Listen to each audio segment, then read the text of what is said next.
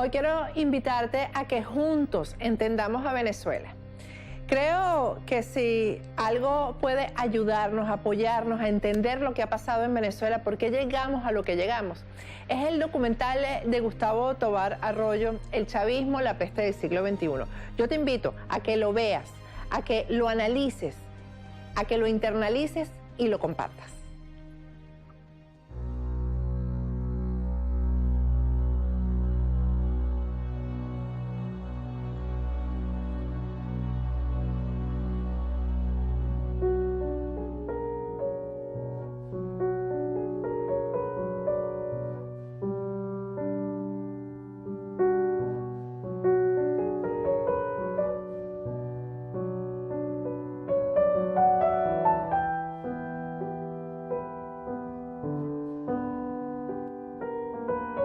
Desde los orígenes de la civilización, el peor enemigo del hombre ha sido el hombre. No se ha conocido epidemia o catástrofe natural que haya causado tanta ruina y muerte como la que nos hemos causado los hombres a nosotros mismos. Las guerras, las tiranías y las dictaduras son las cicatrices humanas más vergonzosas de la historia de la civilización. Venezuela, el país más rico de América Latina, vive una desconcertante transformación política y social a partir de 1992. Un carismático caudillo militar fue el protagonista de este tiempo. Yo dificulto que hoy en verdad haya en Venezuela una persona que se acueste con hambre. Nos hemos dejado entrampar en caracterizar a los sistemas políticos por lo que dice el caudillo. No debe haber pobreza en Venezuela. Y para ello yo sigo comprometiendo mi vida. Nunca he visto un país que colapse completamente. Colapse desde el punto de vista económico, colapse desde el punto de vista social, colapse desde el punto de vista político, colapse en las instituciones. Tenemos que llegar a cero miseria, a cero pobreza en los próximos años. No es fácil. Es haber arrasado a uno de los países más ricos del mundo. Los indicadores de salud. Bueno, vean ustedes los cambios, pues esto es lo nuevo. Esto es lo nuevo. Se coloca a Venezuela en el país con más inseguridad, con más homicidios, con más inflación. Somos la primera potencia petrolera de este mundo. Tenemos la reserva de petróleo más grande. En Venezuela hay petróleo para 200 años. El chavismo yo creo que es una colección fantástica de todos los errores de política económica que se han cometido en la historia. La economía debe ser enfocada con un objetivo central: satisfacer las necesidades de la sociedad, como queramos llamarlo. Por una política que ha enconado profundamente al país, dividiéndolo de una manera prácticamente suicida. El socialismo es el único camino a la paz perdurable, a la justicia social. Por eso la revolución nuestra, hay que recordarlo, pacífica, pero armada. No se equivoquen, burgueses. Mire lo que significó el chavismo para Venezuela. Una verdadera tragedia. Un país que ha perdido su democracia. El que quiera ver una democracia pujante, sólida, madura, venga a Venezuela, venga nada más. Yo creo que él nunca ocultó lo que él quería hacer. Yo creo que Chávez llegó con un proyecto de poder, nunca con un proyecto de país. Fuimos las víctimas de una peste ideológica que nos pisoteó, que incendió la piel de nuestro pueblo, que calcinó y enmudeció a nuestra Venezuela.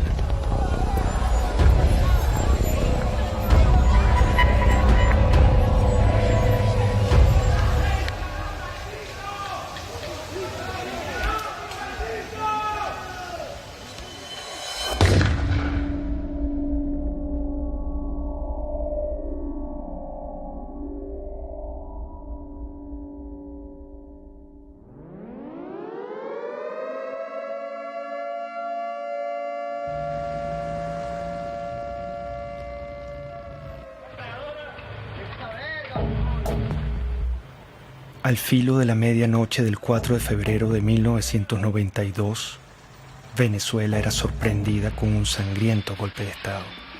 Un grupo de militares intentó asesinar al presidente Carlos Andrés Pérez para hacerse del poder. La ira militar latinoamericana se volvía a pronunciar. Compañeros, lamentablemente, por ahora, los objetivos que nos planteamos no fueron logrados en la ciudad capital. Es decir, nosotros acá en Caracas no logramos controlar el poder. Ese no fue su primer discurso. Su verdadero discurso lo había pronunciado horas antes con una refriega de balas y de tanques.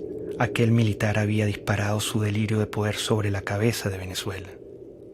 Había herido de muerte a la democracia. Bueno, Chávez representó un retroceso para Venezuela. Seguramente la democracia venezolana era imperfecta y necesitaba muchas reformas. Creo que cuando termine esta pesadilla que vive Venezuela, habrá una comprensión cabal del desastre que significó el golpe de Estado. El golpe irrumpe por las ansias personales.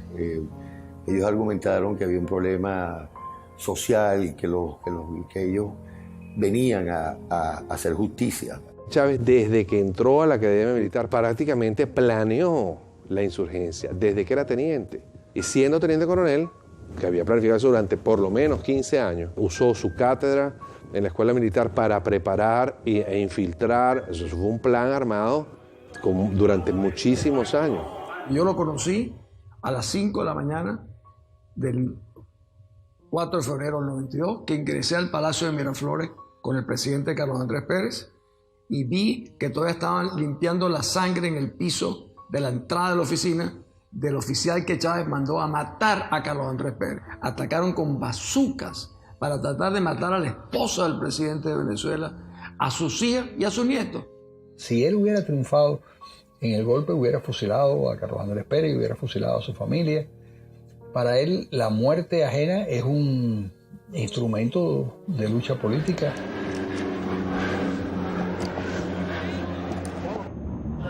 Este es un boletín extraordinario de El Observador. Ustedes pueden observar en este momento cuando uno de los aviones Bronco intenta lanzar cohetes exactamente en este momento está cayendo uno de los cohetes cerca del Palacio. En estos momentos, señores, ustedes pueden observar cómo acaba de caer un cohete cerca del Palacio de Miraflores. Parece que una de las partes del Palacio de Miraflores sí sufrió bastantes daños, uno de los muros. Yo fui días después del 4 de febrero a Miraflores, vi todas las balas en todos lados. Y después me tocó ser ministro durante el 27 de noviembre, donde vi los asesinatos en el Canal 8, el set de crímenes que cometieron también ahí. Era el regreso del golpismo a Venezuela, era el regreso del militarismo, que tanto daño nos han hecho, tanto el golpismo como el militarismo. Hugo Chávez, como tantos otros tiranos, asaltaba la historia dando 2 golpes de Estado. Centenares de venezolanos asesinados, la mayoría de ellos con disparos en la cabeza, marcaban el principio de una era. Lo volaron. Rafael Caldera fue uno de los fundadores de la democracia en Venezuela. Fue presidente y senador vitalicio. Al día siguiente del golpe de Estado, su enemistad con Carlos Andrés Pérez y su propia soberbia lo hacían justificar la matanza.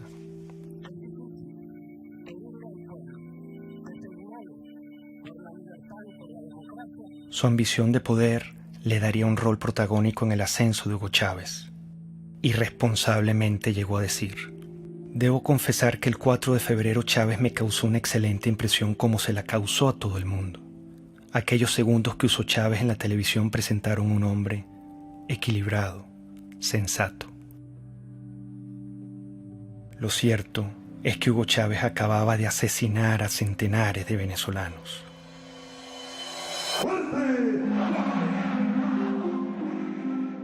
Con la finalidad de conformar un movimiento político que logre conquistar la presidencia de la República, el comandante Hugo Chávez, uno de los líderes de la asonada militar del 4 de febrero del año 92, se incorporó hoy a la vida cívica luego de que el presidente Rafael Caldera le otorgó la libertad. Esta generación militar que tomó el camino del sacrificio se forjó en el Fuerte Tiuna, en los cuarteles militares, va a demostrarle a los politiqueros venezolanos cómo se conduce un pueblo hacia el rescate de su verdadero destino.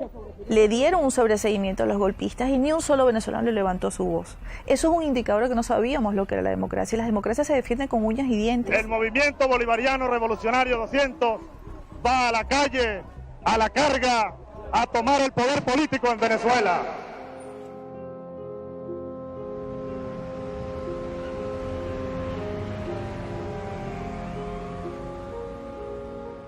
La democracia generó oportunidades, expectativas que implicaban un enorme desafío para las instituciones políticas y económicas, y no se dio con la velocidad que estos millones de venezolanos que salían de la pobreza y que emergían en una vibrante clase media quería seguir ascendiendo y aspirando. Hugo Chávez entendió que había un pueblo muy desilusionado, que estaba harto de los políticos de siempre, que estaba harto de las oligarquías de siempre, que estaba harto de las élites de siempre. Puso en el centro de la conversación nacional a un grupo humano muy importante de los venezolanos que habían sido excluidos. El año que viene se ve esto horroroso, y gracias a los gobernantes, que es lo que nos han llevado a este extremo. Bueno, yo creo que será más caro todo, porque imagínense cómo está la situación, todo será peor. Venezuela vivía en democracia. Una democracia imperfecta como en cualquier país, pero también con grandes avances en su infraestructura y en su cultura, incluso en el plano económico y político. El problema que sacudía a Venezuela era de otra índole. El problema era moral. Empieza la declinación de la corrupción, el centralismo, la incompetencia, las élites que miraban desde atrás y querían obviamente servirse del gobierno, pero no querían servir en el gobierno. En mi opinión, fueron los empresarios venezolanos, fueron los medios de comunicación venezolanos y fue la cúpula política venezolana la que trajo a Chávez. Había un hartazgo con la clase política, había un hartazgo con los partidos principales, había un hartazgo con la dirigencia. Bueno, yo creo que el año próximo va a ser un poco difícil, puesto que la perspectiva que nos está dando el gobierno es porque vamos a tener que apretarnos más el cinturón de lo que tenemos.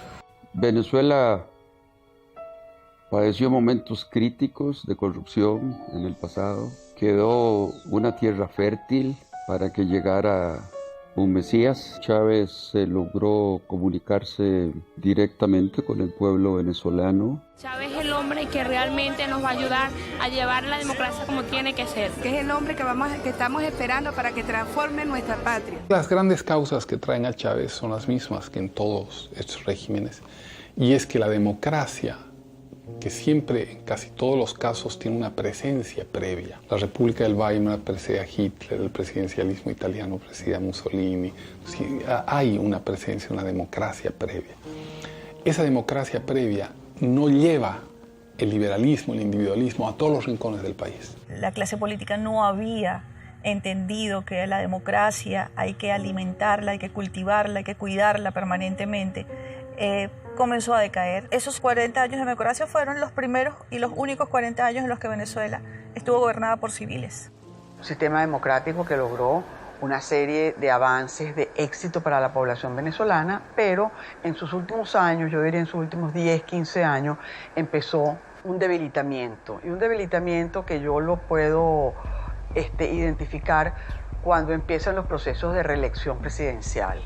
Eso castró el futuro y la modernización de la democracia al truncar las nuevas generaciones que pudieran ascender a dirigir las distintas organizaciones políticas. La gente se cansó. El chavismo llega, creo que por un desgaste de la clase política, sabiendo que en muchos de nuestros países lo que tuvimos durante muchos años fue el bipartidismo. Lo cual llevó a la gente en muchos países a buscar una solución distinta, un outsider, como decimos esto.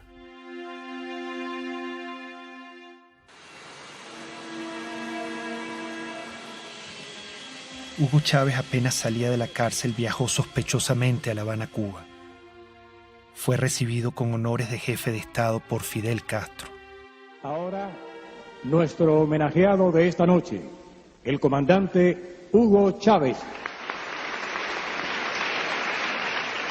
Cuba es un bastión de la dignidad latinoamericana y como tal hay que verla y como tal hay que seguirla y como tal hay que alimentarla. Y lo hizo. Prometió extender la mano al proyecto revolucionario de Castro y usar el petróleo de Venezuela como recurso político de expansión ideológica. Un proyecto estratégico de largo plazo, en el cual los cubanos tienen y tendrían mucho que aportar, mucho que discutir con nosotros. Es un proyecto de un horizonte de 20 a 40 años. Un inmenso abrazo bolivariano para todos ustedes.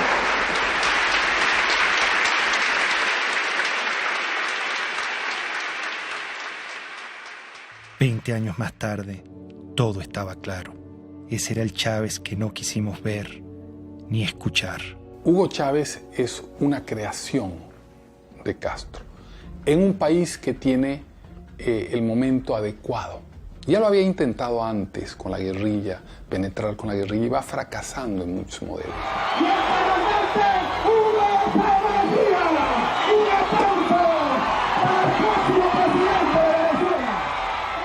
Llegó a Venezuela y se lanzó a la presidencia de la República. Recorría el país en su Volkswagen rojo para mostrar que venía del pueblo. Los venezolanos pronto olvidaron al militar asesino. Con su magnetismo y carisma, engañó intencionalmente al país. ¡Qué grande es el pueblo de Venezuela! Nos hemos dejado entrampar en caracterizar a los sistemas políticos por lo que dice el caudillo y no por los resultados reales. Para defender un pueblo masacrado, expropiado, mancillado y humillado por esas cúpulas políticas que le expropiaron el derecho a la vida. Lo que hubo es una retórica que ilusionó a mucha gente en favor de los pobres, en favor de la igualdad.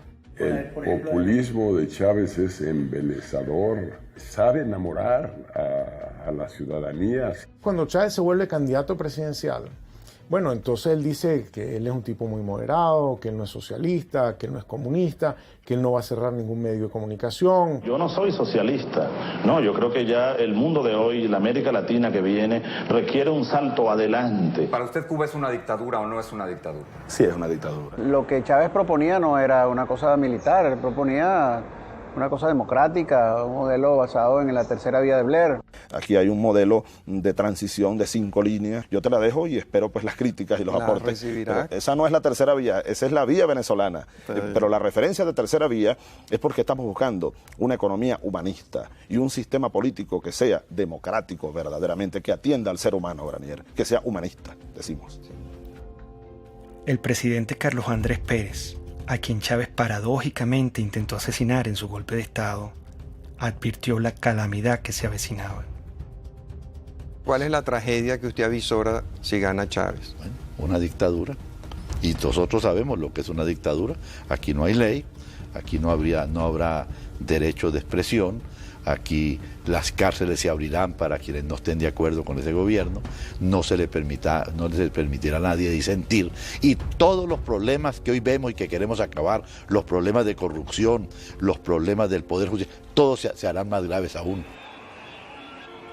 Hugo Chávez Frías, 2.794.062 votos, 56.23%.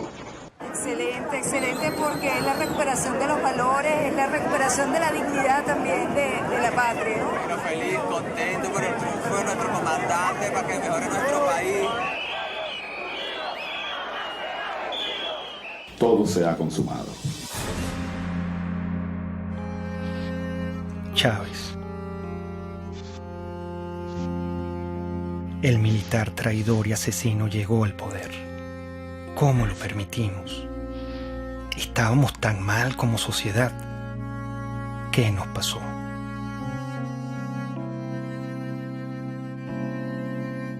Cuando yo conocí a Hugo Chávez, yo le dije, te advierto una cosa, lejos de ser tú la solución, tú eres la encarnación del problema de Venezuela. El hecho de que tú seas presidente es la demostración más clara de que este país fracasó. Yo no creía que pudiera tener éxito. Lo que oía del propósito, el propio juramento de la Constitución, me parecía de un adanismo esencialista muy peligroso. Te juro sobre esta moribunda Constitución, impulsaré las transformaciones democráticas necesarias para que la República Nueva tenga una carta magna adecuada a los nuevos tiempos. Lo juro. Yo he sido siempre reformista. Entonces, todos los liquidacionistas me parecen que son ahistóricos, que van en contra de la historia, que crean lo que Malraux decía, revoluciones que son un día de fuego y 50 años de humo. Chávez se encuentra con una nación rota, malherida y rabiosa, presa fácil para un caudillo populista. Yo creo que Chávez era un personaje muy simple, cuando yo le conocí. Simple en sus planteamientos políticos, que no tenía claros. Quería un cambio en Venezuela, pero no sabía exactamente muy bien hacia dónde. Chávez, el líder o el payaso o el cómico o el político, saca de la tumba a ese Drácula que causó tantas millones de muertes y tanta pérdida de valor en el siglo pasado, y lo desentierra y lo pone a caminar precisamente en nuestra América Latina y destroza Venezuela. En México se dice que no hay pillo que no sea simpático, y yo creo que Chávez es una perfecta descripción de eso. Por lo menos era muy simpático. No quiero abundar en la parte de pillo. Siempre lo que quiero y mis palabras es la ley.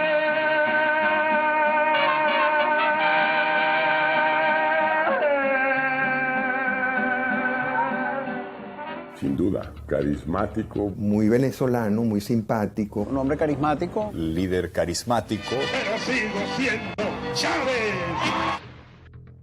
Es que los hombres carismáticos son muy peligrosos. Los hombres carismáticos han sido los grandes dictadores del mundo. La gente se conecta emocionalmente, no racionalmente, con ese personaje. Había en él atributos que ayudaron a hacer de él una figura populista muy lograda. Evidentemente había una capacidad oratoria o retórica, pero con un poder de seducción muy notable. Había en él también una lectura intuitiva, no creo que intelectual, pero sí intuitiva, de un amplio sector de la sociedad venezolana. Eso es muy importante en un caudillo. El idiota. Nosotros fuimos tan ingenuos, casi podría decir entre paréntesis tan idiotas, que pensamos que ya se había desaparecido ese personaje en los años 90. El idiota, con toda su mitología, con todo lo que... Resulta que el idiota reapareció enterito, exactamente con todos los dogmas.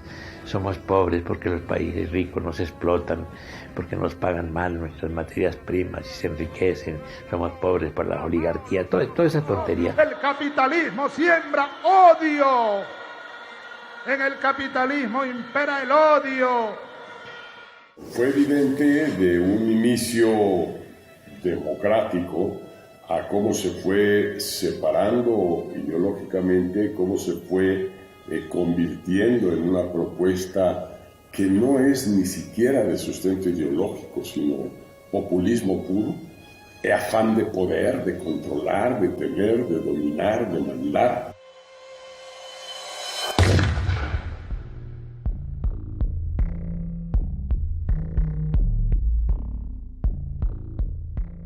Menos mal que surgió en su momento y a tiempo la Revolución China. Menos mal que existió Mao Zedong. Al chavismo lo define muy bien la necrofilia ideológica, que es una manera que yo estoy utilizando para describir este amor apasionado por ideas muertas, por ideas que han sido probadas en un país una y otra vez y han fracasado, ideas que han sido probadas en otros países y también fracasan, y sin embargo las abrazan y las adoran y las tratan de seguir impulsando a pesar de que tenemos toda la información de que no funciona. El chavismo es el rescate de unas ideas mezcladas en una ensalada anacrónica que pasan por el marxismo, por las teorías de Engels, por el libro rojo de Mao, el verde de Gaddafi, Simón Bolívar, todo mezclado. Esta revolución, así lo digo como cristiano, es profundamente cristiana. ¡Viva Cristo el Redentor! De izquierda, derecha, centro, maoísta, centroísta, no sabemos qué es lo que es. Por algunos dicen que yo soy pastor evangélico. palero, santero, católico, cristiano. Marxista no soy porque no me formé en el marxismo. Es una nueva forma de caudillismo militar. Y también soy marxista. Es muy confuso en su formulación porque es capaz de mezclar una figura como la de Bolívar con un pensamiento de fondo aparentemente marxista. Es tremendamente confuso, es una nueva forma de populismo. El hombre desde siempre había sido un comunista.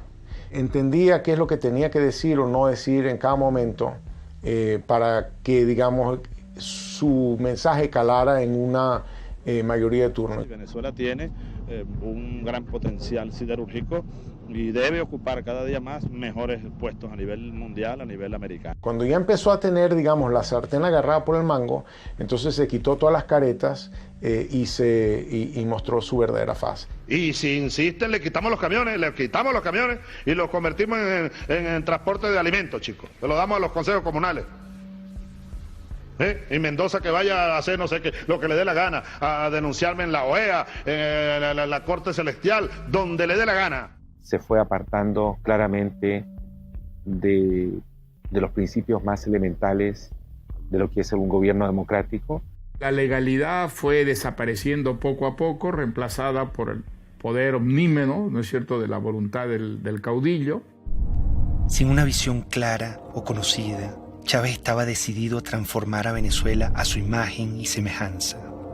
Comenzaría por la Constitución. El Estado está caotizado, esa es una realidad. Para transformar el Estado necesitamos urgentemente una Asamblea Nacional Constituyente, no hay otra alternativa. Con la Constituyente del 99, Chávez empezó a mostrar su talante autoritario y personalista. El mismo militar que había dado 2 golpes asesinando a centenares de venezolanos, se empeñó ahora en aniquilar la única república civil y democrática que habíamos tenido los venezolanos. No vayan, compatriotas, ustedes a cometer el error que cometieron los que habitaron esta casa durante 40 años. Y ya no les pertenece. Eso hay que recordarlo. Esta casa, desde hoy, es la sede de la Asamblea Nacional Constituyente. Como un pésimo augurio de lo que iba a venir, el mismo día de la votación ocurrió la catástrofe natural que hoy recordamos como la tragedia de Vargas. Si la naturaleza se opone, lucharemos contra ella y la haremos que nos obedezca.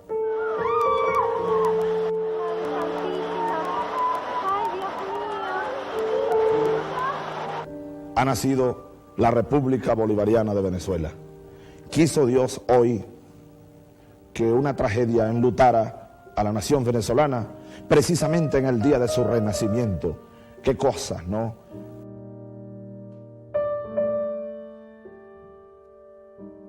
El drama que se vive en el estado Vargas es definitivamente inarrable. No se conoce las personas que perdieron la vida en esta implacable tragedia natural. El drama no finalizaba. Chávez rechazó la ayuda humanitaria ofrecida por los Estados Unidos y profundizó el horror y la tragedia. Vargas era un bastión desde el punto de vista geográfico, geopolítico, porque es la entrada del país, es el puerto, es el aeropuerto. Y si se sembraba una recuperación por la vía estadounidense, pues yo iba a ser la imagen más notoria de lo que implicaba la recuperación de Vargas.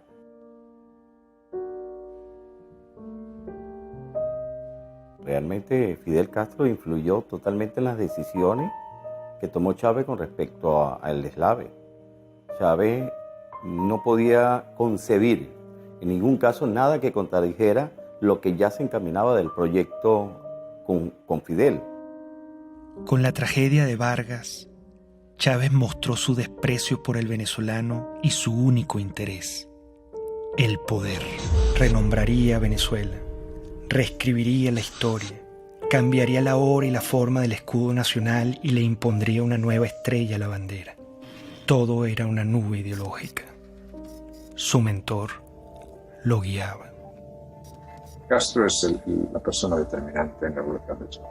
Castro vio que Chávez le daba al castrismo y a Cuba la gran oportunidad soñada. Es decir, lo que no logró el castrismo mandando a Che Guevara a invadir y a conquistar militarmente Venezuela, la idea histórica que siempre ha tenido el castrismo de que Venezuela debía ser un territorio dominado por el castrismo, en todo caso como fuente de suministro de petróleo, fundamentalmente y como punto de expansión para sus políticas en América, se haya Chávez.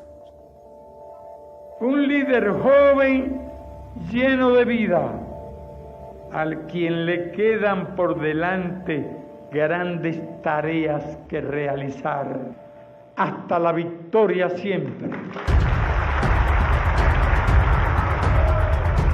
Y ahí Fidel lo agarra, lo seduce y le vende la idea del socialismo y de lo que él había aprendido de los soviéticos, que era la construcción de un Estado autoritario, totalitario, basado en las premisas de la Unión Soviética.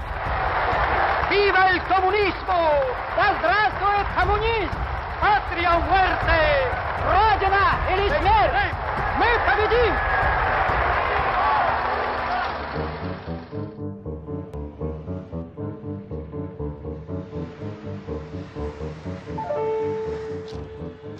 Venezuela se vestía de verde oliva. Se convertía en un cuartel. Revolución socialista, vaya General Canelones, patria socialista o muerte. ¡Venceremos! La figura de teniente coronel es, digamos, la primera vez que tiene autonomía para comandar tropa. Por eso se le dice el comandante. Es netamente de una misión de tropa, de dirigir tropa, de ordenar a la tropa y de llevar a la batalla militar a la tropa. Los movimientos totalitarios de izquierda se meten en tu cuarto. No puedes ir a comprar lo que te da la gana, no puedes educar a tu hijo como tú quieras, no puedes viajar, no puedes tener tus documentos, no te permite tomar ninguna decisión libremente. Él dijo, la revolución es pacífica pero no pendeja, porque los tanques, los aviones, los fusiles y los cañones de las Fuerzas Armadas están al servicio de la revolución. Porque de ahora en adelante tendremos generales, almirantes, oficiales y tropas revolucionarios, antiimperialistas, socialistas y chavistas, para que les duela más. Yo era presidente de PDVSA, hablé con él sobre el tema y le dije, caramba, presidente, mire, me preocupa mucho lo que usted dijo, porque las Fuerzas Armadas no están al servicio de ninguna parcialidad política. Las Fuerzas Armadas están al servicio de la República y la revolución es una parcialidad política. Ellos no entienden que al definir la Fuerza Armada como chavista le están atribuyendo una parcialidad política a un grupo que es armado de toda la sociedad venezolana. O sea, nosotros tenemos partidos políticos en Venezuela y un partido político que está armado con el ejército.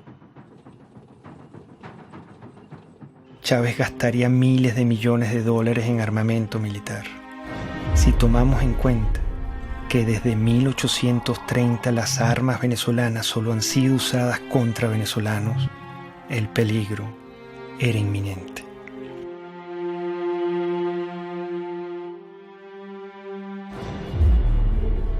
El precio del petróleo, cerca de $100 el barril.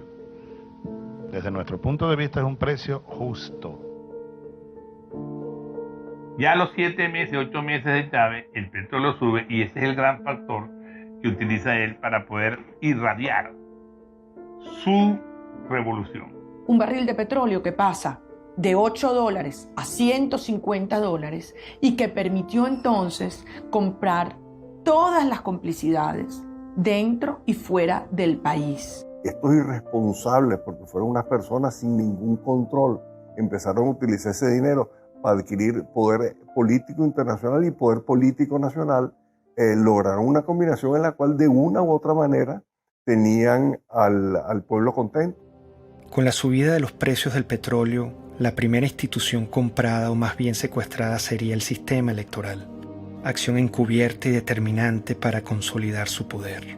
Nosotros todos los rectores del Consejo Nacional Electoral estamos constitucionalmente en la obligación de defender a la institución. La primera jugada maestra fue en el sistema electoral. Pusieron al frente del Consejo Electoral a Jorge Rodríguez, un psiquiatra experto en manipulación de masas y en manipulación de la verdad. A partir de entonces, nunca más en Venezuela hubo una elección libre y transparente como se conoce en las democracias del mundo entero. Un gobierno que llegó al poder también por las urnas, con elecciones, y luego también siguió celebrando algunas elecciones, se hizo reelegir, pero donde evidentemente existía un control y una concentración de poder muy fuerte. Chávez y el chavismo y todo el poder cubano ya desde el principio empiezan a construir el fraude. Consejo Nacional Electoral de Venezuela niega la posibilidad de realizar un reconteo de votos. La presidenta del organismo, Tibisay Lucena, anunció que escrutar las papeletas sería regresar al sistema electoral manual del pasado. Primero reclamamos que Tibisay Lucena vaya presa porque hizo fraude. El fraude fue genial. La forma como lo armaron fue genial. Y la razón por la que era imposible detectar era porque el fraude no fue hecho generalizado, sino puntual. Cada mesa tenía una forma de hacer el fraude en esa mesa. Uno no puede esperar nada de un régimen que lo controla todo y poner tus esperanzas en lo electoral.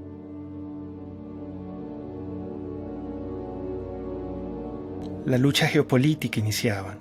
Chávez intenta adueñarse de la Compañía de Petróleos de Venezuela, PDVSA. Necesita su dinero para consolidar su poder. Esa élite de PDVSA ha pasado la línea. Entonces yo anuncio lo siguiente. Anuncio la destitución, despido de las siguientes personas. El 11 y 12 de abril del año 2002 fue consecuencia de su intento de radicalización al mandar 50 leyes que nadie había discutido, al confrontar la autonomía de Petróleos de Venezuela, al radicalizar su posición con respecto a lo que era un equilibrio político en el cual, digamos, la gente pensaba que habían ciertas normas de convivencia. Yo no tengo problema de rasparlos a toditos si a toditos hubiera que rasparlo. Ante el autoritarismo chavista, la gente no se quedó tranquila.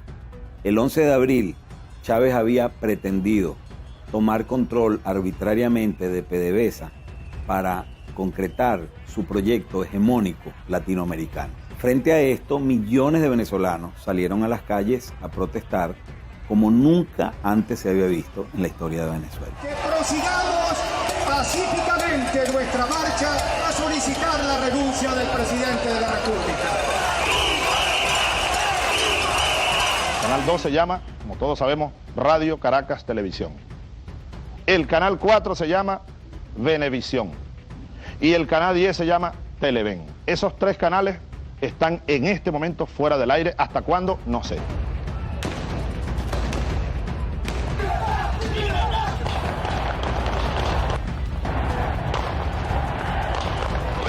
La aplicación del plan Ávila. Y el primer movimiento que vamos a hacer es la columna del batallón Ayala. Muchos manifestantes fueron asesinados. Chávez volvía a disparar a la cabeza de venezolanos inocentes como lo hizo en su golpe de Estado. Hay que responsabilizar como ejecutor a Rodríguez Chacín. Hay que, como autor intelectual y jefe de esa banda de delincuentes, al propio Chávez, al propio presidente de la República.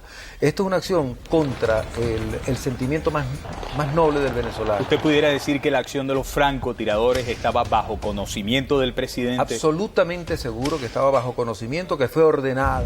Estamos frente a un asesino, con toda la extensión de la palabra. Una persona enferma, un paranoico, enfermo de poder, que cree estar poseído de una tarea histórica, destruyendo y matando venezolanos.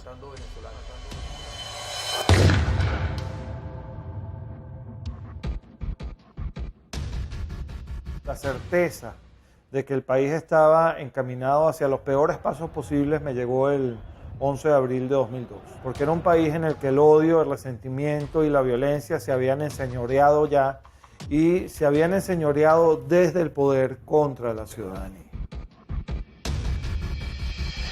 Y esto va sobre todo a los empresarios nacionales, los productores nacionales.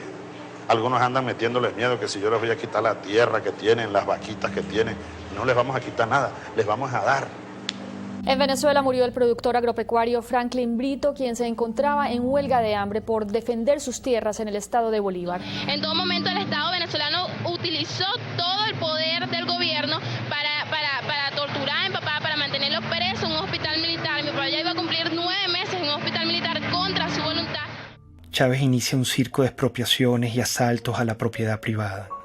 En aquella casita que está allá vivió Bolívar recién casado. Esa casita que se ve ahí con 2 balcones. Y ahí lo que están en unos negocios. Exprópiese. Él expropia y no produce y además quiebra a los que están produciendo. Si tratan de parar la producción, les expropio todas las plantas de procesamiento de arroz. Se las expropio, no tengo problema. No crean que les voy a pagar con dinero contante insonante. Y Chávez sobrevolaba en helicóptero una zona agrícola y Chávez se asomaba a la ventana y decía, ¿de quién son esas tierras que están ahí? Están bien buenas esas tierras. Bueno, al día siguiente esas tierras estaban expropiadas. Entonces ahora yo les digo, yo estoy interesado en comprar y vamos a nacionalizar el Banco de Venezuela. Empieza a hacerse el estado de la banca, de seguros, de industrias, sobre todo industrias de alimentos. Las va destruyendo y deja al pueblo de Venezuela sin comida, con el cuento de que el empresario es un hereje, que no tiene virtudes. Se vuelve a un discurso muy antiguo, maniqueo, de buenos y malos. Que están explotando a la clase media sobre todo, porque ellos, los privados, casi no construyen viviendas para el pueblo. No, ellos siempre hacen es viviendas de alto costo para la clase media y la exprimen a la clase media, la exprimen. Cuando yo veo que Hugo Chávez Frías dice que comenzaría el proceso de expropiación, ya lo habían hecho con algunas empresas, y que había que atacar a la empresa privada, y dije, ay, ¿qué es esto? Cambió el rumbo totalmente, pero el Hugo Chávez del 2000, del 98, ese no era el Hugo Chávez Frías, y ahí están todos millones de venezolanos, creímos en una esperanza. Esa esperanza se sepultó porque yo lo viví en carne propia. El daño económico que se le ha causado a la sociedad venezolana, que podría ser hoy día uno de los países más prósperos del mundo, después de haber tenido el boom de los precios del petróleo. Y sin embargo es un país que está arruinado, con un crecimiento negativo gigantesco, con desabastecimiento, con pobreza, con angustia, con desesperanza. Frente al atropello, una mujer lo encaró. Por favor. ¿Cómo puede usted hablar de que respeta al sector privado en Venezuela cuando se ha dedicado a expropiar, que es robar? Este es el momento de darle respuestas al país, a las más de 180.000 madres y mujeres que en estos 13 años han perdido a sus hijos, a sus esposos, a sus padres, y a los cuales no se les ha hecho justicia. Esto es lo que yo hablé desde el fondo de mi alma, del corazón, del estómago. Yo estaba hablando por eso, por las más de 100.000 mujeres que han perdido un ser querido y que nunca le han ni siquiera pedido perdón o dado el pésame, de las amas de casa que ya se peleaban por un litro de leche. Es lo peor que ha pasado porque antes uno no estaba así. Uno tiene que hacer cola para comprar pañales, para comprar leche, para comprar comida. Uno aguanta hambre, pero como uno le dice a un bebé que no puede comer. Todo se va en comida.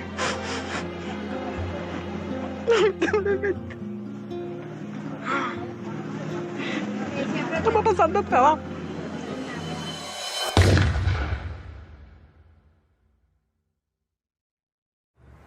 Esta gente todo lo que ha hecho es irracional.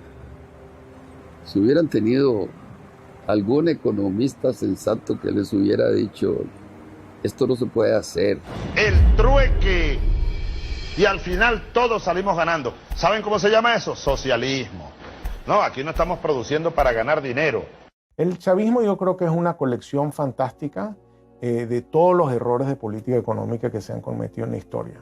En los libros de texto están llenos de cosas que el mundo ya ha aprendido a no hacer. Pues el chavismo las ha hecho todas. Venezuela tiene el peor desempeño económico del mundo. En este momento no hay país que tenga una caída del producto más grande que la de Venezuela, no hay un país que tenga la inflación más grande que la de Venezuela, no hay un país que tenga la escasez más grande que la de Venezuela. Bueno, la situación económica no está bien. Nosotros vendíamos pollo, pernil, hervido, todo eso. Esto funcionaba bien. De repente, todo se fue para abajo. La situación del país está terrible, lo que provoca es llorar. Todos roban, todos. Todo es una corrupción total. El chavismo es un fenómeno político difícil de explicar a quien no ha estado en Venezuela y a quien no lo ha vivido.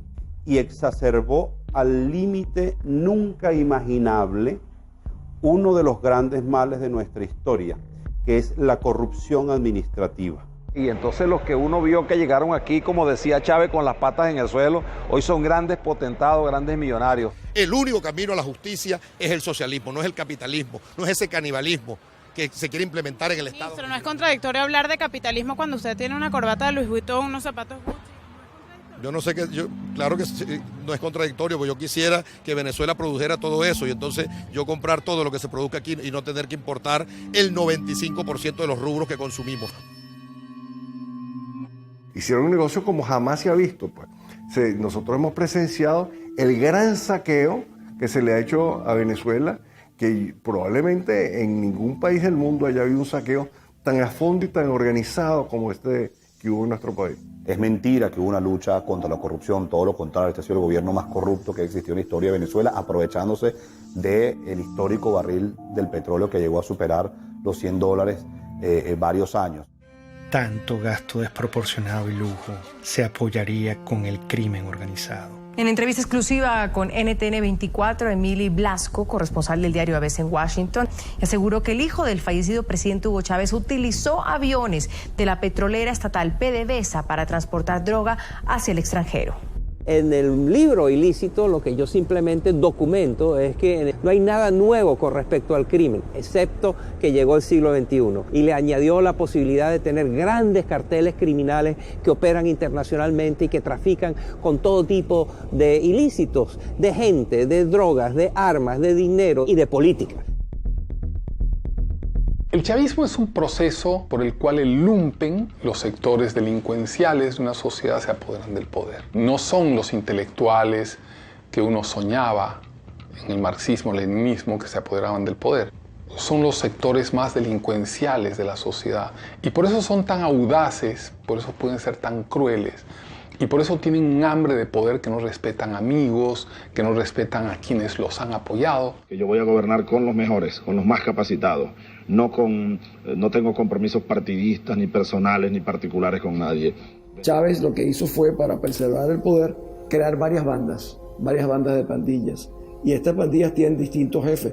Y eso explica la estratificación, eso explica por qué Venezuela se convirtió en un narcoestado, cómo Venezuela se convirtió en un sistema cleptocrático. Cuando la gente me dice este es un estado fallido, yo digo es un narcoestado criminal fallido. El ministro de Interior, Justicia y Paz, Miguel Rodríguez Torres, indicó que las maletas contenían 1,3 toneladas de droga, una de las incautaciones más grandes que se han hecho en Francia. De acuerdo con Rodríguez, un total de 22 venezolanos han sido detenidos, de ellos 8 son militares. Este régimen, que con las dos manos, la izquierda y la derecha, robaba, destruía, también tenía geopolíticamente dos manos.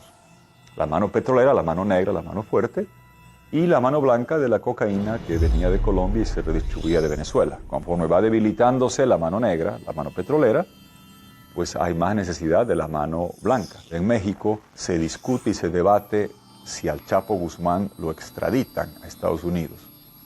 En Venezuela el Chapo Guzmán sería ministro.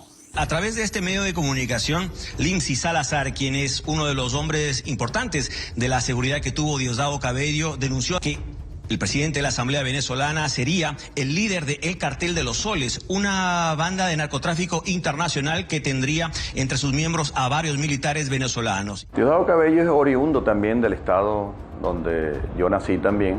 Era un muchacho muy humilde del pueblo del Furreal, pero la ambición desmedida de este señor se convirtió a tal magnitud que con el Pollo Carvajal, general narcotraficante vinculado al Cartel del Sol, que hacía lo que le ordenaba Diosdado Cabello, impulsaron y protegieron el narcotráfico en Venezuela. Es una cosa terrible lo que voy a decir, pero esto ha funcionado más como una banda delincuencial que como un sistema político. Por eso es tan difícil explicárselo a la gente de fuera. Venezuela se convirtió en un narcoestado. Jueces, ministros, diputados, incluso la familia presidencial era acusada y encarcelada por ello. Los índices de criminalidad se desataron. El peor problema que hoy tenemos en Venezuela, incluso con la escasez y la inflación que hay, yo estoy convencido que es la inseguridad. Es la inseguridad que es la consecuencia del 98% de impunidad. Una impunidad que protege a las bandas organizadas, una impunidad que protege a aquellos que tienen granadas, que tienen fusiles, que andan en vehículos blindados. Estamos presos y con temor. Tenemos mucha inseguridad, muchos malandros en la calle que nos callan. Y esto no puede seguir así. Que en el mes de marzo, en esos 30 días, en la morgue de Caracas, haya habido ingresos de muertos por violencia que se equipararían a las muertes por violencia de un año de la España de 46 millones de habitantes, es aterrador. Y el ritmo sigue aumentando. El peor legado de Hugo Chávez son los cientos de miles de muertos que han hecho no solamente que familias enteras se enluten, sino que millones de personas dejen Venezuela. La gran parte de la inmigración venezolana no es una inmigración económica como la que empezamos a ver ahora. La gran parte de la inmigración venezolana es una inmigración presa del pánico de vivir en una sociedad absolutamente enfrentada y donde se mata por odio. Ante la absoluta impunidad, el pueblo tomó aterradoramente la justicia con sus manos.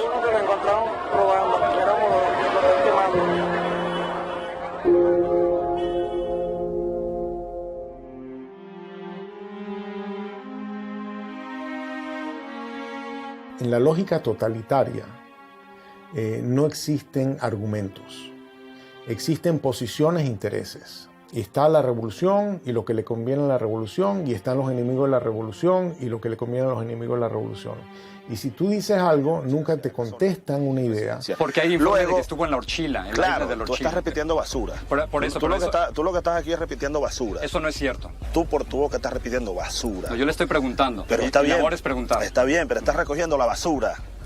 Estás recogiendo el basurero, el estiércolero. Siempre te hablan de ti, de tu posición, de tus intereses, pero no de la idea. Yo creo que sin lugar a dudas la violencia que se vive en Venezuela, de todo tipo, es también producto del discurso. Para que no sean ridículos, ¿vale? Es un tarado, es un imbécil, no sabe ni hablar. Es un fascista. Y este bandido lo tiene con su plata. Se concentró en una forma de hacer política abiertamente polarizante, generando la división entre los buenos y los malos. ¡Y jalabola de los yanquis! ¡El candidato jalabola! Métodos horripilantes, degradación verbal, violencia. ¡Yanquis de mierda! ¡Váyanse al carajo 100 veces! Cuando tú ves que te nombran escuálido en televisión nacional, te insultan, le insultan a las personas que piensan diferente, indudablemente está coaccionando a las Fuerzas Armadas a sentirlo como enemigo. Y el enemigo, dentro de la mentalidad militar, hay que destruirlo, hay que aniquilarlo. Chávez empezó a ser amigo o a presentarse como amigo de aquellos violadores a los derechos humanos como eran Gaddafi, que inclusive fue invitado a Venezuela y le dieron honores.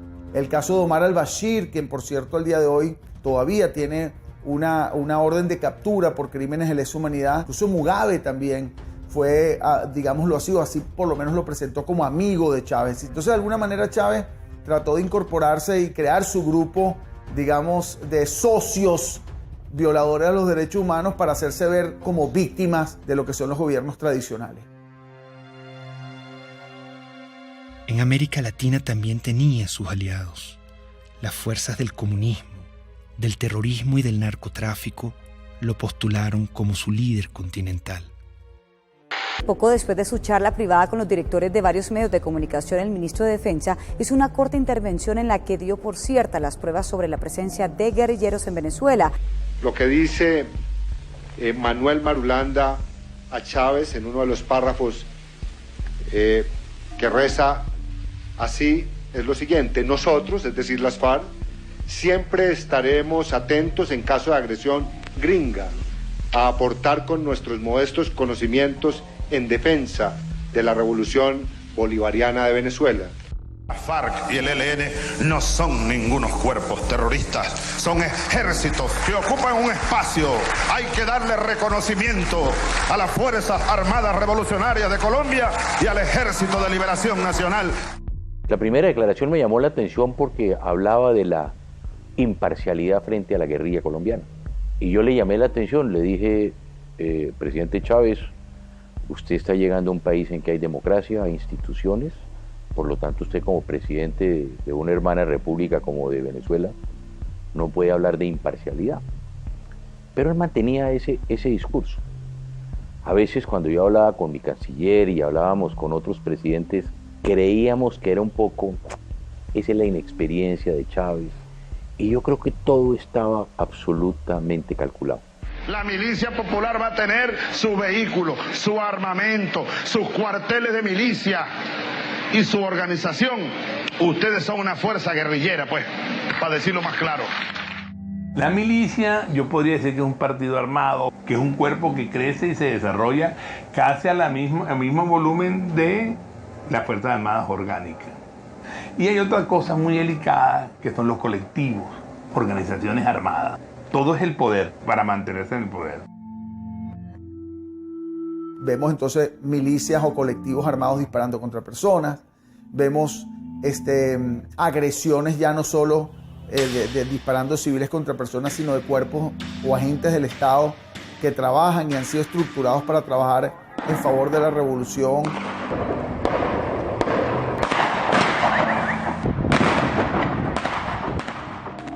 Se dispuso controlar hasta la última conciencia. No quería críticas. La libertad de expresión también debía ser pisoteada.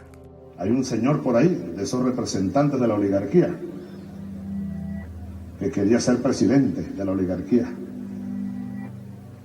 Y que luego esos gobiernos adecocopellanos le dieron concesiones para tener un canal de televisión. Estoy viendo la televisión, una cadena más, y me llama la atención el tono en el que está hablando delante de militares. Y ahí es donde él hace el anuncio de que él va a cerrar a Radio Caracas. No habrá nueva concesión para Radio Caracas Televisión.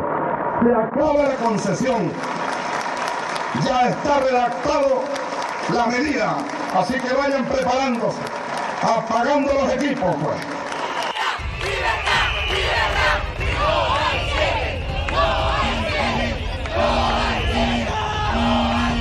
La idea no es el cierre de los canales de comunicación, es más apertura, la fuerza de las ideas y el apoyo a la democracia del pluralismo. Pero no nos van a cerrar la conciencia y nos van a cerrar el corazón. El presidente Hugo Chávez ratificó que este domingo a medianoche sacará del aire a la cadena Radio Caracas Televisión, una medida criticada internacionalmente como un acto de censura. La única forma en que la concesión no termine es que el domingo 27 a medianoche Hugo Chávez no sea presidente de Venezuela. En el fondo era querer controlar los medios de comunicación, que eso fue lo que lo llevó a diseñar esta cosa de la hegemonía comunicacional y ir cerrando la libertad de expresión hasta que queda un pequeño espacio. Yo una vez leí que los jóvenes hacen política desde la indignación, ¿no? Yo creo que lo que nos motivó en el 2007 fue la indignación.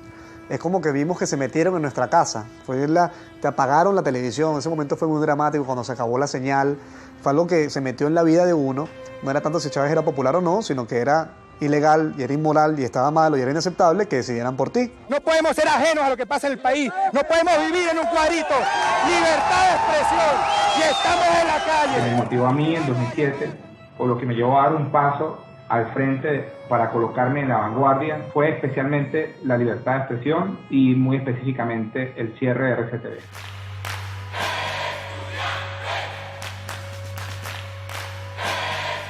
El movimiento estudiantil del año 2007 es el hecho social más importante de los últimos 50 años. Esto es un movimiento que surge en defensa de la libertad, de la dignidad, de los derechos humanos. Y lo que ellos están diciéndole al país y a Chávez, en cierta forma, es: no, señor, tú eres mi pasado, no me gusta este presente y voy a pelear por un mejor futuro. Soñamos con un país donde podamos ser tomados en cuenta sin tener que estar uniformados. Eso fue un punto de quiebre, porque los estudiantes salimos de las aulas a la calle. Si fuera necesario, pero el pueblo tiene que salir, pero el pueblo tiene que acompañarnos, pero la gente en esos barrios de Caracas, oprimida, pobres y sin posibilidades, tienen que salir a pelear por su futuro. Somos unos jóvenes que apenas con 21, 22, 20 años de edad salimos con nuestras manos blancas de manera creativa, irreverente, con mucho espíritu desafiante en las calles, pero siempre de manera no violenta. Y le demostramos al mundo, y hoy lo podemos ver en perspectiva, que la reserva más importante que tiene Venezuela era la reserva moral de los estudiantes. Ese movimiento estudiantil logró generar pasión, esperanza, energía, fe en la gente que sí se podía. Pese al surgimiento del movimiento estudiantil, Chávez siguió su proyecto hegemónico. Decidió transformar la Constitución para poder eternizarse en el poder y convertir a Venezuela en un comunismo a la cubana. Hugo Chávez en el año 2007 lanzó una reforma constitucional que no planteaba sino la destrucción del Estado liberal venezolano. Aceptamos el reto electoral, organizar a millones de venezolanos, defender esos votos y ganar. La única forma que ese día, que la noche del 2 de diciembre, no estuviéramos dispuestos a respetar, a hacer respetar la voluntad popular, era que nos matara. Por eso el gobierno se echó para atrás y no se robó la elección del 2007. La opción del no, 4.504.354 con un 50.70%.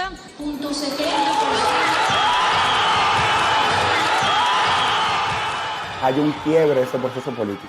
El presidente Chávez lo obligan a reconocer la victoria del movimiento estudiantil y de Venezuela y cataloga esa victoria como una victoria de mierda. Es una victoria de mierda. Y la nuestra, llámenla derrota, llámenla, pero es de coraje, es de valor, es de dignidad. Ese movimiento estudiantil le originó nada más y nada menos que la única derrota que tuvo Hugo Chávez, la única derrota que se llevó a la tumba el 2 de diciembre de 2007, cuando se frenó la reforma constitucional. Creo que es allí donde empieza la debacle de Hugo Chávez y que culmina, por supuesto, en lo que hoy tenemos, que es el desastre absoluto. La derrota frente al movimiento estudiantil radicalizó sus políticas de persecución contra la oposición. Convirtió en enemigo a todo aquel que no se le doblegaba. Y yo lo acuso ante el pueblo y ante el mundo por golpista y por fascista. Tú te das cuenta de que en el patrón hay sistematicidad que empieza por la estigmatización criminal, la señalización de una persona como un criminal. Compadre, vamos a ver quién va preso primero, desgraciado, si tú o yo. Hasta su eventual encarcelación, su persecución y su neutralización a través del uso del sistema judicial. Tenemos el caso emblemático de María Lourdes Afiuni, una persona que por ser juez y por cumplir con sus funciones fue individualizada como enemigo expresamente por el presidente Hugo Chávez Frías. Entonces habrá que meterle pena máxima a esta jueza y a los que hagan eso, 30 años de prisión. Eso crea un efecto intimidatorio de escalada, un efecto dominó ante todos los jueces, porque ningún juez pues hoy día en Venezuela va a tomar una decisión contraria al gobierno porque sabe que va a ir preso y además en el caso de la jueza Afiuni hasta abusada sexualmente. El poder se estaba empezando a servir, estaba empezando a utilizar a las autoridades del sistema judicial, a las autoridades del sistema penal, a las policías, a la fiscalía, como armas de persecución por motivos políticos. Fechas en las que se han producido cerca de 4.000 detenciones, arrestos o privaciones arbitrarias de la libertad de fundamentalmente jóvenes por protestar contra el poder. Ese pobre muchacho no estaba haciendo nada. Ha pasado con los médicos, los farmacéutas, la religión judía, los hebreos también han sido perseguidos. Aprovecho para condenar de nuevo, desde el fondo de mi alma y de mis vísceras, al Estado de Israel. Maldito seas, Estado de Israel. La Iglesia Católica. Si quiere, hágalo, señor cardenal, para que usted termine. Se siguen reuniendo. Preso. Preso con sotana y todo. No hay nadie en Venezuela en este momento, al día de hoy, que no pueda decir que de una u otra manera no ha sido víctima de alguna forma o alguna modalidad de persecución por parte del gobierno.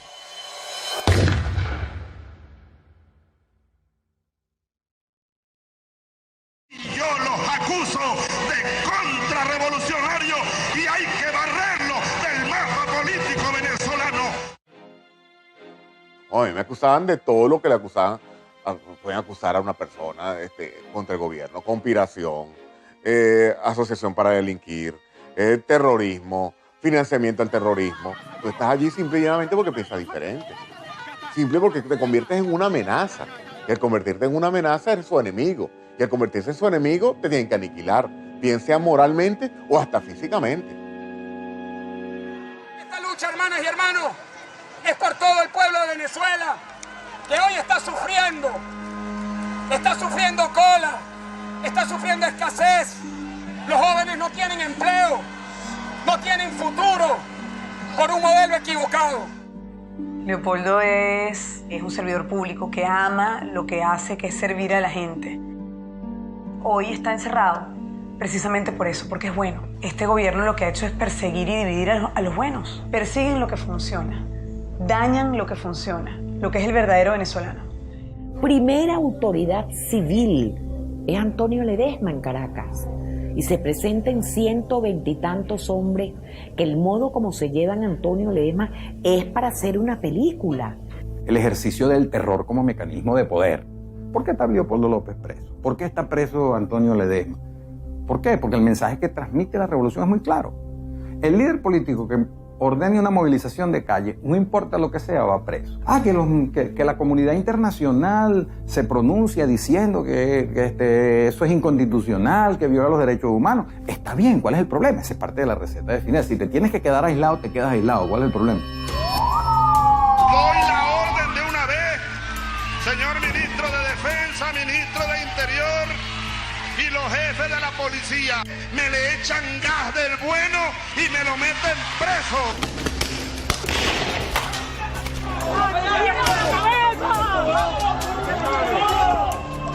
Estamos matando a gente, loco. ¡Lo mataron, lo mataron! Los francotiradores apuntan a cabezas. El sonido que producen una cabeza escuálida es mucho menor, es como un chasquido, porque la bóveda craneana es hueca. Vacío de contenido. Exacto, entonces pasa rápido. Nosotros vimos organismos de seguridad del Estado dispuestos a matar a nuestros hijos con balas en la cabeza, dispuestos a dispararle en las piernas para que no huyeran. David Vallenilla tenía 22 años y un efectivo militar lo vio solo y desarmado. Le disparó a quemarropa.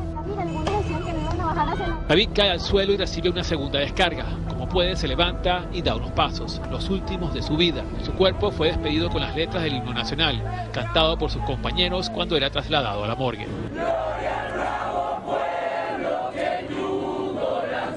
Es la segunda muerte de un manifestante que es asesinado por militares delante de cámaras de televisión en menos de una semana.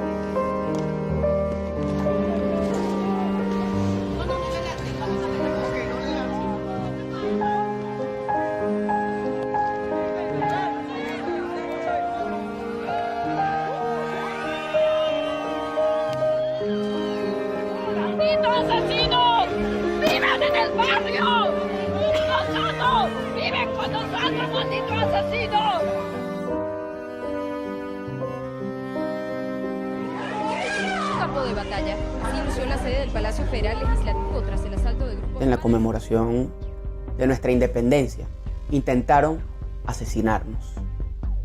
Intentaron acabar con la vida de parlamentarios electos por el voto popular. Unos golpes no son nada en comparación a los casi 100 jóvenes que han asesinado esta dictadura en Venezuela. Nosotros los diputados, si exigimos sacrificio, debemos estar dispuestos al sacrificio. Sí, los golpes nos duelen, pero no es más allá del dolor que sentimos cada vez que vemos que se nos deshace el país. La tortura ha sido en Venezuela sistemática porque Hugo Chávez hizo un guión con sus organismos de seguridad del Estado que todos siguieron. Los mismos funcionarios, los mismos métodos para lograr lo mismo, que es el control social, para castigar al disidente, para causarle más daño. No solamente estás preso, sino que además te torturo. Y bueno, los nuevos métodos de tortura, que son las torturas blancas, ¿no? Que se implementan en la llamada tumba.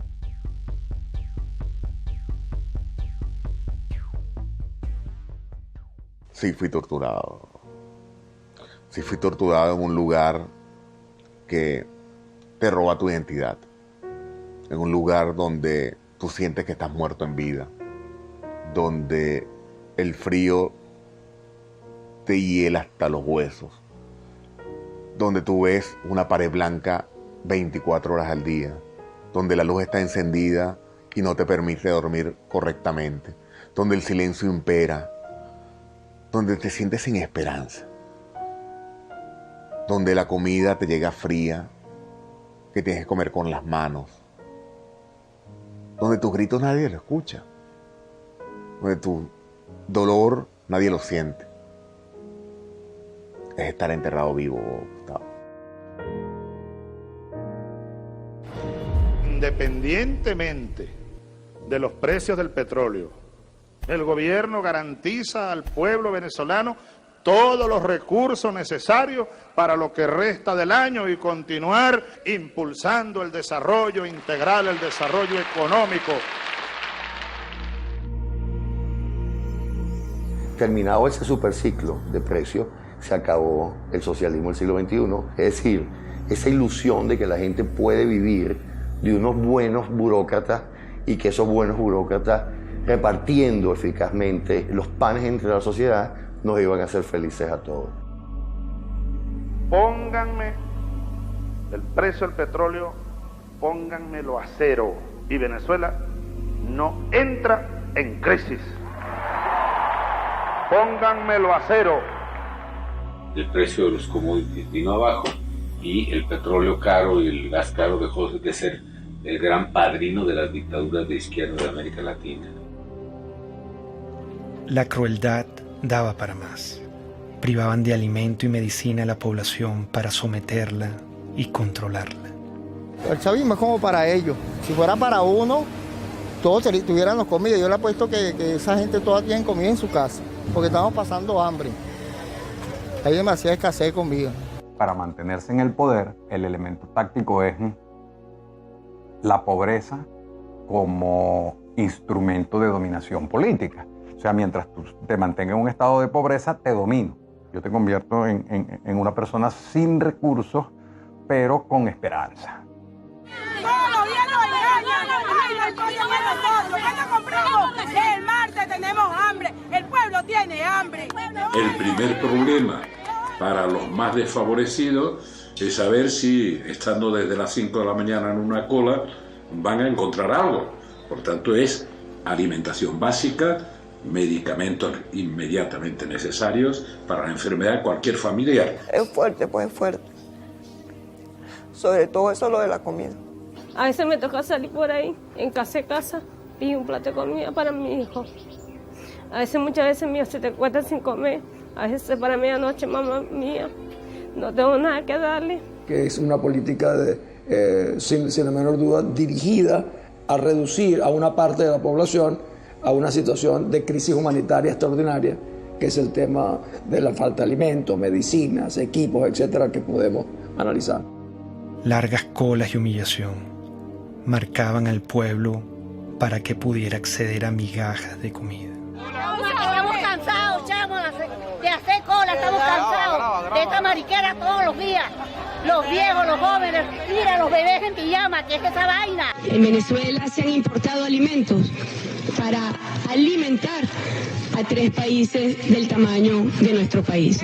A la canciller Rodríguez, que es una mentirosa, que le damos comida a 3 naciones. Si no hay comida para Venezuela, ¿cómo le damos a 3 naciones? Si un venezolano va a una farmacia hoy, 90% de escasez en medicamentos para la atención, 99% de escasez para medicamentos neurológicos para el Parkinson y las convulsiones, 70% de escasez en analgésicos y antipiréticos, 80% de escasez en antibióticos. Yo como médico jamás he visto una biopsia que diga usted tiene cáncer de derecha, usted tiene cáncer de izquierda. Son enfermedades a las cuales hay que darle atención, a las cuales el Estado está en obligación de atender y hoy lamentablemente no lo está haciendo, no está sucediendo. El problema de la salud venezolana no fue de plata, plata hubo.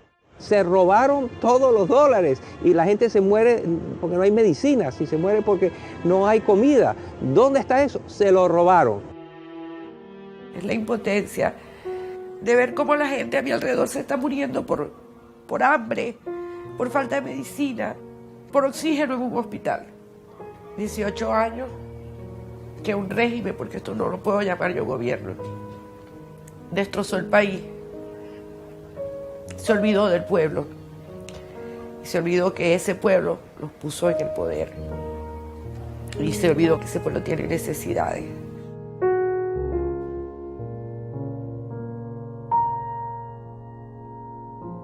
Cínicamente culparon a los colombianos de la escasez que ellos mismos habían causado.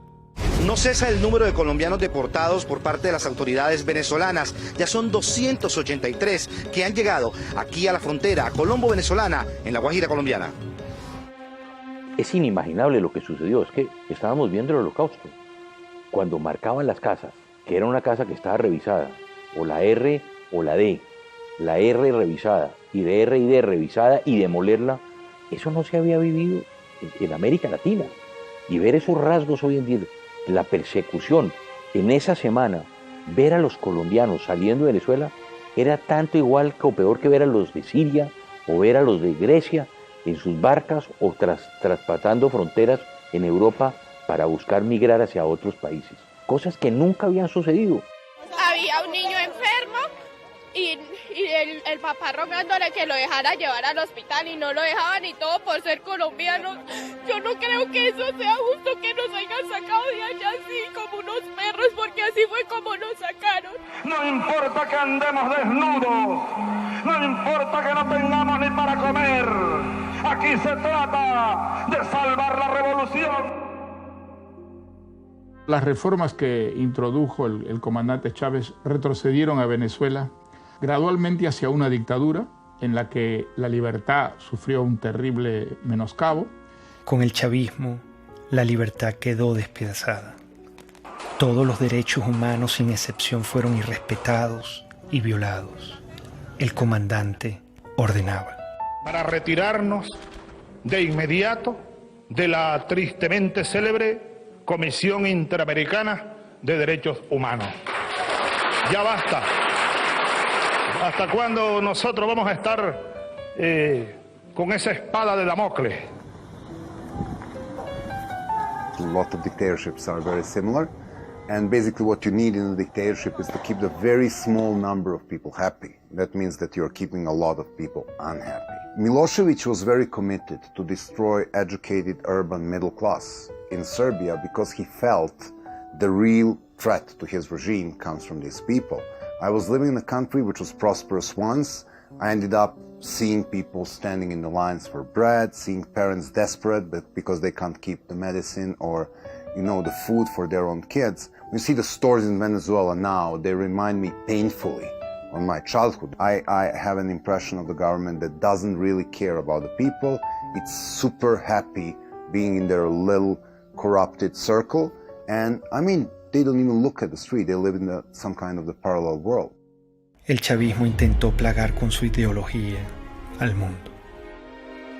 Una bacteria ideológica se inoculó en Latinoamérica y poco a poco fue creciendo hasta que se desarrolló en una peste. Es la peste del siglo XXI.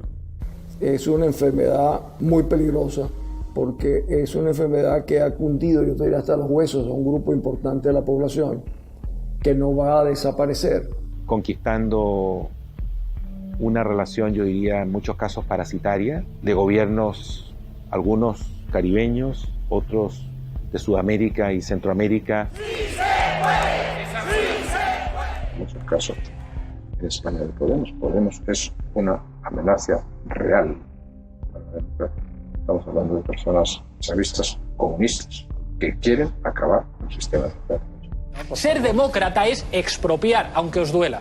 ¿Qué es lo que haría un gobernante decente?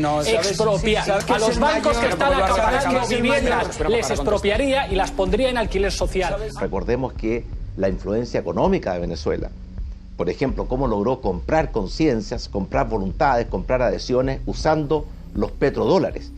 Algo de eso hubo en Chile, pero afortunadamente no logró penetrar a la sociedad chilena. La sociedad chilena tiene muy claro que Venezuela es una tragedia. El que es chavista, no es que es like, o la mitad sí, la mitad no. Si eres chavista, chico, eres chavista, ¿vale? Si estás con Chávez, estás con Chávez. Si no estás contra Chávez. El chavismo se ve a sí mismo como la consagración de la salvación de Venezuela, como la segunda independencia. El chavismo se percibe así. El tiempo llegó y es para siempre. Chávez ya no soy yo. Chávez es un pueblo. Chávez somos millones. Tú también eres Chávez, mujer venezolana. Tú también eres Chávez, joven venezolano. Tú también eres Chávez, niño venezolano. Tú también eres Chávez, soldado venezolano. El caudillo es igual al partido, es igual al país, es igual a la historia, es igual al futuro. Entonces, él constituye las instituciones, la historia, la moral. Y en ese proceso de concentrar todo, es un tipo que no da ningún beneficio al país. La pregunta es cómo es posible que un país tan rico como Venezuela haya caído en la situación que ha caído como consecuencia del chavismo. Pero también la pregunta podría ser muchas otras. ¿Cómo es posible que la Alemania, que era la gran nación avanzada en la literatura, en las ciencias, en la cultura, en la música, cayera en manos de una banda criminal que llevó al mundo a una guerra terrible y fue autora de un genocidio, los nazis, espantoso? Chávez empezó a convertirse en un traidor a la identidad venezolana. Empezó a cubanizar a Venezuela y empezó a introducir conceptos políticos que no forman parte de nuestra cultura. Yo creo que ese fue el gran error de Hugo Chávez. Creo que en la cima del poder se perdió y en la cima del poder adquirió unas ideas completamente desvinculadas con la sociedad. Comenzó, por tanto, y de inmediato, otra serie de estudios especiales que confirmaron la existencia de un tumor abscesado con presencia de células cancerígenas. Hugo Chávez pidió al pueblo venezolano respaldar al actual vicepresidente Nicolás Maduro en caso de una ausencia total que lleve a la nación a convocar unas nuevas elecciones presidenciales. El mandatario aseguró que Maduro es el hombre que puede continuar con el llamado socialismo del siglo XXI. Si algo ocurriera, repito, que me inhabilitara de alguna manera, mi opinión firme, plena como la luna llena, irrevocable, absoluta, total, ustedes elijan a Nicolás Maduro como presidente de la República Bolivariana de Venezuela. Yo se los pido desde mi corazón. Nicolás Maduro. Su único atributo conocido fue que era su guardaespaldas, su chofer, su compañero más cercano e íntimo. Maduro, ¿quién es? Es un don nadie, no hay la pasión por Venezuela, solo tiene una encomienda del moribundo que le dijo: no me le aflojes a la revolución bolivariana. Me visitan las mariposas. Debe ser que me reconocen como un mariposón. Multiplicarnos, así como Cristo multiplicó los peces. Portugal y Venezuela, estamos en el mismo continente. Se ve que la influencia de los cubanos fue determinante. Maduro es el hombre formado por los cubanos, Maduro es el hombre cercano a los cubanos, y convencieron a Chávez, o Chávez se convenció de que ese era el sucesor y por eso lo nombraron. No pudieron nombrar a otro más competente, nombraron a alguien no tan competente por su cercanía con los cubanos. Recibimos la información más dura y trágica que podamos transmitir a nuestro pueblo. A las 4:25 de la tarde de hoy, 5 de marzo, ha fallecido el comandante presidente Hugo Chávez Frías.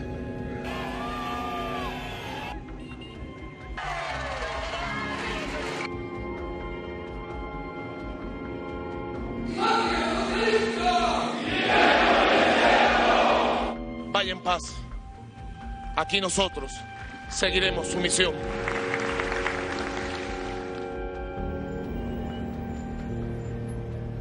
¿Qué legado dejó? Lo que dejó fue el país destrozado. Eso fue lo único que dejó él. Corrupción, hambre, violencia, división entre familias. Ese es el legado de ese señor.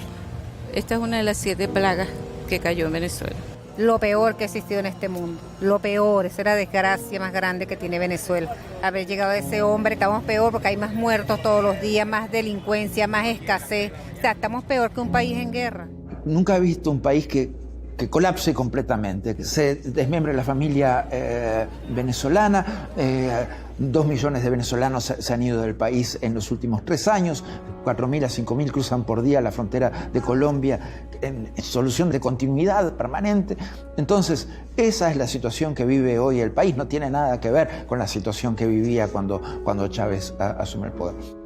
Su gran legado es demostrar que ni éramos tan fuertes, ni éramos tan demócratas, ni éramos tan hermanos, ni éramos tan guerreros, ni éramos tan sólidos, ni éramos tan echados para adelante. Que era fácil darle un empujón a eso, tirarlo todo por la borda y montarse sobre la gente. Nadie se puede imaginar que un país que no esté en guerra esté viviendo lo que está viviendo Venezuela. Ha destruido el sentimiento de pertenencia de los venezolanos como una unidad, como una ciudadanía compartida. ¡Estamos pasando hambre! ¿Puedes creer que esto sea justo, vale? El país cambió, la gente cambió, las miradas cambiaron. Ya tú en Venezuela no ves sonrisas, no ves alegría, ves indignación, ves frustración, ves miedo. Y eso lo vimos todos los días. Nos dañaron profundamente. Mire lo que significó el chavismo para Venezuela, una verdadera tragedia. Un país que ha perdido su democracia, donde no se respetan los derechos humanos, donde se persigue a los adversarios como si fueran delincuentes. Estamos en un país ahorita muy necesitado. Tenemos que comer comida de la basura. La situación que estamos viviendo ahorita es fea, ¿no? En el nombre de los pobres, de la justicia y de la paz, se ha cometido el crimen más grande en la historia de nuestro país. El crimen de lesa humanidad es un ataque masivo o sistemático a la población civil cometido por una organización, que puede ser estatal o no estatal, de acuerdo a un plan. La existencia de presos políticos, la tortura a esos presos políticos, la detención como instrumento político, la generación de violencia como instrumento político, la muerte de manifestantes u opositores. En todos los años del chavismo fueron 2.000 personas que fueron asesinadas, lo cual implica una utilización del asesinato como mecanismo de sujeción y de represión para sostener el aparato político bajo control. El artífice, el creador de la criatura, se llama Hugo Chávez Frías. Matar a una persona en Venezuela se llama homicidio, pero matar a todo un pueblo de hambre se llama chavismo.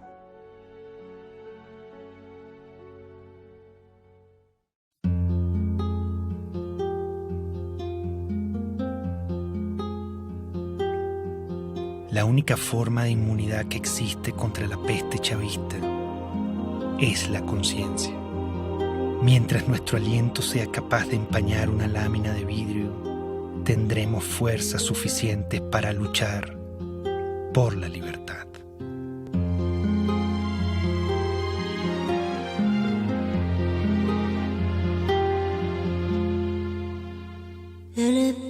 pensamiento de un hombre de bien. No podrán nunca encarcelar. Es luz, es luz, es luz en la oscuridad.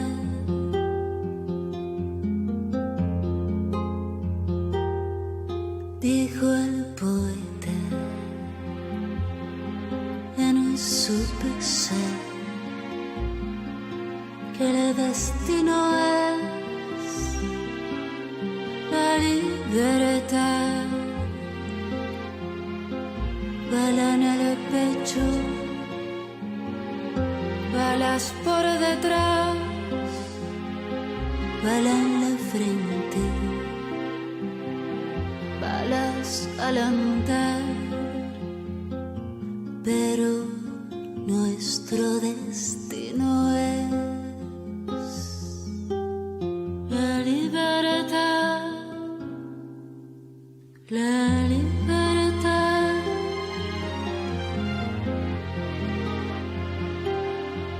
Todos los sueños de un hombre de bien no podrán nunca encarcelar.